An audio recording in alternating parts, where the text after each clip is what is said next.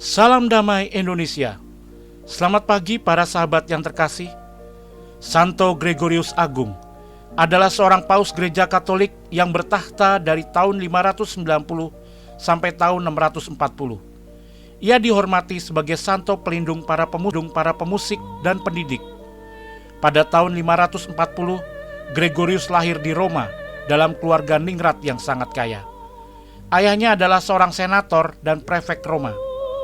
Namun pada tahun 542, ketika ia berusia 2 tahun, kota-kota pusat perdagangan di wilayah sekitarnya sedang menurun dan kelaparan serta wabah penyakit yang disebut sebagai Black Death telah membunuh banyak orang. Di tengah situasi yang sangat sulit itu, orang-orang Roma harus menghadapi kebiadaban bangsa-bangsa lain yang hendak menjarah dan menguasai Roma. Kondisi demikian menyebabkan Gregorius dan keluarga besarnya harus mengungsi ke Sisilia selama beberapa waktu. Perubahan sosial dan politik yang begitu genting itu menyebabkan Gregorius bercita-cita sebagai seorang ahli hukum yang dapat melayani banyak orang. Karirnya menanjak sangat pesat hingga ia diangkat sebagai prefek Roma pada usia 33 tahun. Sebagai prefek, Gregorius menunjukkan keberpihakannya kepada kaum yang tidak dapat bersuara dan menderita.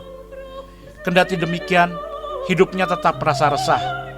Karir yang begitu tinggi itu tidak dapat membuatnya bahagia. Selama bertahun-tahun, kehidupannya berada di dalam gangan antara kehidupan kontemplatif dan pelayanan kepada publik. Pada tahun 574, ia memutuskan untuk menjadi seorang rahib. Sebagai seorang rahib, Gregorius dikenal sebagai pribadi yang tegas dan disiplin. Meski kehidupan monastik menjadi hal yang sungguh ia cintai, Gregorius justru banyak berkarya dalam bidang politik. Pada tahun 590, ia terpilih sebagai paus, jabatan yang sebenarnya tidak pernah ia inginkan. Namun sebagai paus, ia sangat terkenal karena perhatiannya yang begitu besar terhadap orang miskin. Para sahabat yang terkasih, dalam Markus bab 12 ayat 28 sampai ayat 34, kita mendengarkan bagaimana Yesus memberikan penjelasan kepada seorang ahli Taurat yang bertanya mengenai hukum yang paling utama. Dalam konteks agama Yahudi, penghormatan terhadap Yahweh selalu menjadi hukum yang paling utama sesuai dengan hukum Taurat yang berbasis pada 10 perintah Allah yang diberikan Yahweh kepada Musa di Gunung Sinai.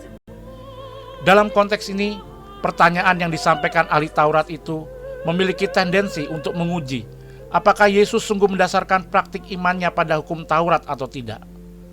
Namun, Yesus justru memberikan perspektif yang baru bagi ahli Taurat itu dalam jawaban yang Yesus sampaikan. Menurut Yesus, ada 2 hukum utama yang harus dipatuhi oleh setiap orang.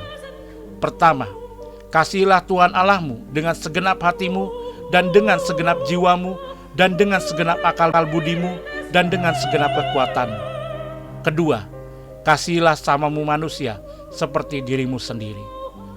Selama hidupnya, Santo Gregorius Agung telah menerapkan 2 hukum utama itu dengan konsisten. Ia sangat mengasihi Allah lebih dari segalanya, dan ia juga sangat mengasihi orang-orang Papa secara nyata. Semoga dalam masa Prapaskah ini, kita dapat menjalankan 2 hukum utama itu melalui doa dan puasa, serta perhatian dan derma. Saya, Paul Heruwibowo, berkah dalam. Salam damai Indonesia.